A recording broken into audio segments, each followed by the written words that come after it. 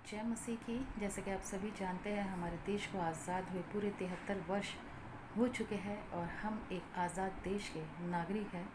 परमेश्वर का धन्यवाद, क्योंकि 73 साल पहले ऐसे हालात नहीं थे। हम एक गुलाम देश के गुलाम नागरिक थे। आप कह सकते हैं कि गुलाम देश का नागरिक गुलाम होने का मतलब है कि हम जिसके अधीन है या फिर जिसका दबदबा हमारे ऊपर है उसके लिए ग़ुलामी करना, ये मजबूरी थी और हम मजबूर थे उसके लिए ग़ुलामी करने के लिए। और एक ग़ुलाम वही करता है जो उसका मालिक कहता है, चाहे वो सही हो चाहे वो गलत हो। ग़ुलाम वही करता है वो जिसके अधीन होता है। उसकी अपनी कोई इच्छा नहीं होती, ना परिवार के प्रति उसकी कोई इच्छा होती है। उसका रात दिन सिर्फ एक ही काम रहता है कि उसका मालिक जो कहता है उसे वही करना पड़ता है, या फिर वो जिसके अधीन रहता है उसे उसी का ही कहा मानना होता है। एक ग़ुलाम की यही किस्मत होती है। और सिर्फ उसकी नहीं, अगर उसकी मौत हो जाए तो उसके बाद जो उसकी पीढ़ियां हैं, उसके बच्चे हैं, उनको भी वही काम करना पड़ता है, यानी कि ग़ुलामी का। लेकिन आज वैसी स्थिति नहीं है, क्योंकि आज भारत का नाम बड़े देशों में शामिल है और हम आज कहीं पर भी जा सकते हैं, कहीं पर भी बेखटके, क्योंकि हम आज़ाद देश के नागरिक हैं। लेकिन क्या हम ये कह सकते हैं, क्या आप मुझे ये बोल सकते हैं या बता सकते हैं कि आप सच में एक आज़ाद व्यक्ति, एक आज़ाद मनुष्य हैं? क्योंकि नागरिकता तो हमने आज़ाद देश की पाई है। क्या आप सचमुच में आज़ाद हो पाए हैं?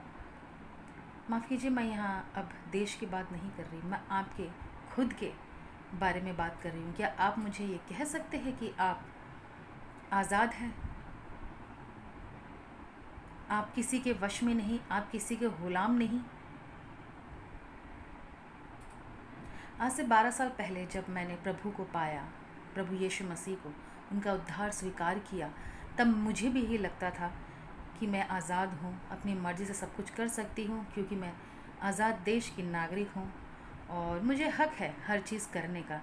लेकिन मैं बहुत ही गलत थी, क्योंकि 12 साल पहले मुझे जब पता चला कि एक चीज़ है जिसके अंदर मैं फंसी हुई हूँ या मैं उसकी ग़ुलाम हूँ और उसका कहा मानने के लिए ही मैं मजबूर हूँ, तो मुझे बहुत हैरानी हुई। आप में से कई लोग अभी भी ऐसे हैं जो नहीं जानते कि वो ग़ुलामी कर रहे हैं, और वो ग़ुलामी है पाप की। जी हाँ, पाप की। सिर्फ पाप की नहीं, बल्कि कई बड़ी से बड़ी बीमारियों के भी चंगुल में लोग फंसे हैं, या कह सकते हैं बीमारियों के भी ग़ुलाम हैं, कर्ज़े के ग़ुलाम हैं और ऐसे नशे के ग़ुलाम हैं। ये सारी चीज़ें जो है, हम कह सकते हैं पाप के रूप है, जो हमें नहीं पता। मैं भी नहीं जानती थी, क्योंकि मुझे तब ये ऐसा लगता था कि ये झूठ बोलना, ये लड़ाई झगड़ा और एक दूसरे की चुगली करना, ये एक नॉर्मल बात है। लेकिन चाहे मैं झूठ बोलूँ, चाहे मैं हत्या करूँ, ये दोनों ही एक बराबर है। अगर हम कहें कि अगर मैंने झूठ बोला तो सिर्फ 10% का पाप हुआ और मैंने हत्या की तो 100% का पाप है, तो ये गलत है। क्योंकि जिस प्रकार हत्या गलत है, उसी प्रकार झूठ बोलना भी गलत है, और दोनों की सज़ा एक ही है, और ये सब के सब पाप में ही आते हैं। जब मुझे ये बात पता चली तो मुझे बहुत हैरानी हुई, क्योंकि मैं ना चाहते हुए भी पाप की ग़ुलामी कर रही थी, उसमें जी रही थी। मजबूर थी कि मैं पाप की बातों को सुनूं, उसको करती रहूं, एक के बाद एक, एक के बाद एक, एक के बाद एक। लेकिन परमेश्वर का धन्यवाद कि मुझ तक यीशु मसीह का सुसमाचार पहुंचा। यीशु मसीह ने जो अपने आप को मेरे लिए बलिदान किया, ताकि मैं पापों से मुक्त हो जाऊं, पापों से छुड़ाई जाऊं। यूहन्ना रचित सुसमाचार के 8वें अध्याय में यीशु मसीह ने हमसे ये कहा है कि तुम सत्य को जानोगे और सत्य तुम्हें स्वतंत्र करेगा। जी हाँ, यीशु मसीह है एकमात्र वही सत्य है, वही एकमात्र सत्य है जो हमें इस पाप के चंगुल से आज़ाद कर सकता है, इस बीमारी के चंगुल से आज़ाद करता है, जिस बीमारी में लोग सालों से पड़े हुए हैं, उन कर्ज़ों के चंगुल से आज़ाद कर सकता है जिसमें लोग बरसों से पड़े हुए हैं। उन गलत संगतियों में, उन गलत चीज़ों में जो इंसान फंसे हुए, उन सब से एकमात्र प्रभु यीशु मसीह ही है जो स्वतंत्र करवा सकता है। और मैं बहुत खुशनसीब हूँ कि मुझ तक यीशु मसीह का सुसमाचार पहुँचा और मैंने अपने आप को उन सारे चंगुल से आज़ाद पाया, स्वतंत्र पाया, क्योंकि मैंने इस बात पे विश्वास किया कि यीशु मसीह एकमात्र परमेश्वर का पुत्र जो स्वर्ग से पृथ्वी पर उतरा इस पाप की गंदगी में, सिर्फ मेरे पाप नहीं, हम सब मनुष्य जाति के पापों को मिटाने के लिए, उनको पापों से आज़ाद करवाने के लिए। और मैंने उनके उस उद्धार को ग्रहण किया। आज कई मनुष्य अभी भी पाप के चंगुल में हैं, पाप की गुलामी कर रहे हैं, जैसा वो कहता है वैसा ही वो कर रहे हैं। कितने ही लोग अभी भी बीमारियों के चंगुल में फंसे हुए हैं, कितने लोग अभी नशे के चंगुल में फंसे हुए हैं, अब गुलाम बन के रह गए उन सारी चीज़ों का, उधार में, कर्जे में। बहुत ऐसी चीज़ें हैं जो इंसान ना चाहते हुए भी कर रहा है, जबकि उसकी आत्मा जानती है कि ये सारी चीज़ें गलत है, उसके बावजूद इंसान कर रहा है।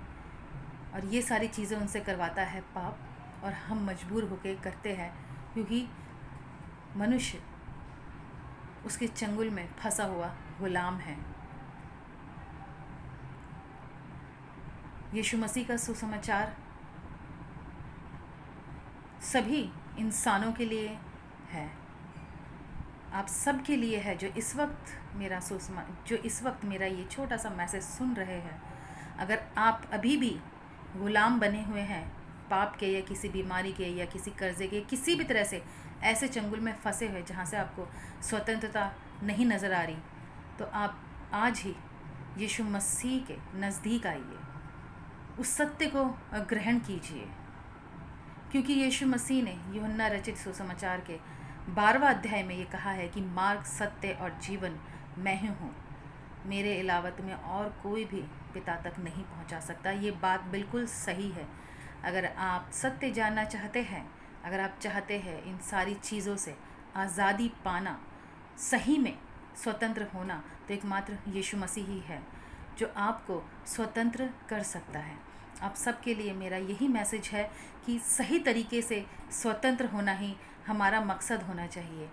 हमें देश की तरफ से तो आज़ादी मिल गई, हम आज़ाद देश के तो नागरिक हैं, लेकिन क्या हम खुद अपने पापों से आज़ाद हैं?